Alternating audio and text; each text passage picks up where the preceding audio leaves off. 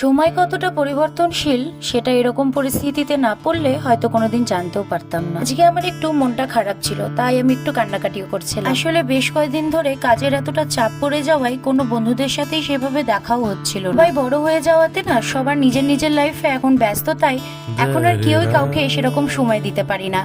তাই সঞ্জয়ের কাছে একটু দুঃখ প্রকাশ করছিলাম যে কেমন আগে দিনগুলো ছিল আর এখন দিনগুলো কেমন হয়ে গেছে। আমার মন ভালো করার জন্যই ও হট করে আমাকে নিয়ে আজকে বেরোলো একটু রোড স্টেশনের দিকে। ওখানকারই একটা ক্যাফেতে গেছিলাম আর ক্যাফেটা কিন্তু বেশ সুন্দর ছিল। মাথায় কিন্তু আইডিয়া থাকলে ছোট জায়গার মধ্যেও কত সুন্দরভাবে ডেকোরেট করা যায় সেটা এই জায়গাটা না দেখলে আমি জানতেই পারতাম না। জায়গাটা কিন্তু খুব একটা বড় নয়, কিন্তু গাছগুলোকে না কেটেও এনারা এত সুন্দরভাবে এই ক্যাফেটাকে তৈরি করেছে দেখে আমি খুব খুশি হয়েছি। এখানে কিন্তু খাওয়ার মতন অনেক কিছুই পাওয়া যায়, শুধু একটা জিনিসই পাওয়া যায় না, সেটা হচ্ছে চা। ভেতরের ডেকোরেশন দেখেছো কি ইউনিক আইডিয়া। আর এই যে সঞ্জয়, এর ব্যাপারে না বললে কিন্তু সত্যিই চলে না। ও আমার এত